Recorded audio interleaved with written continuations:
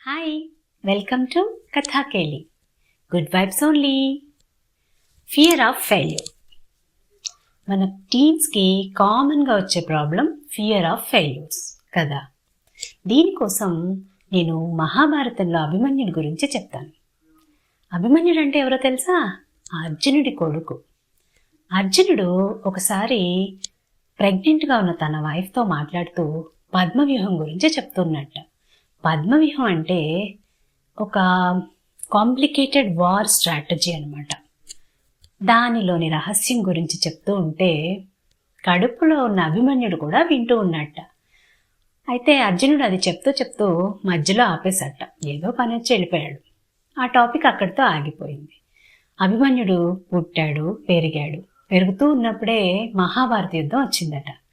ఆ మహాభారత యుద్ధంలో కౌరవులు పాండవుల మీద ఈ పద్మవ్యూహం అనే స్ట్రాటజీని ప్రయోగించారట. యాక్చువల్గా ఆ పద్మవ్యూహం గురించి అర్జునుడికి మాత్రమే తెలుసు, పాండవుల్లో ఇంకెవ్వరికీ తెలియదట.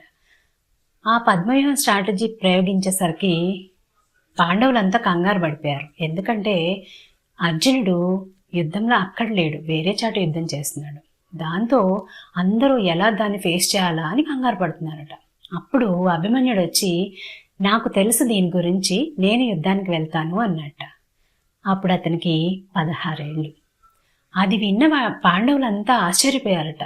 వీడికెలా తెలుసు, అది ఇంత చిన్నవాడిని ఎలా యుద్ధానికి పంపిస్తాము అని ఆలోచిస్తుంటే అభిమన్యుడు చాలా ధైర్యంగా నేను వెళ్తాను, నాకు తెలుసు అని చెప్తే కన్విన్స్ అయ్యారట. కానీ అభిమన్యుడికి తెలుసు ఆ స్ట్రాటజీ తనకు సగమే తెలుసని. పద్మవ్యూహంలోకి వెళ్ళడం విన్నాడు కానీ బయటికి రావడం వినలేదు.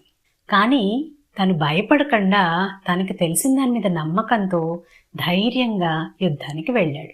యుద్ధం చేశాడు, గెలిచాడు. కానీ కౌరవులు మోసం చేసి అతన్ని చంపేశారు. కానీ అతను యుద్ధం మాత్రం ఓడిపోలేదు. అలానే మనలో చాలామంది ఎంత చదివినా, ఎంత తెలిసినా ఇంకా మనకి తెలియదేమో, ఇంకా మనం రెడీగా లేమేమో అని ఆలోచిస్తూ ఉంటాం.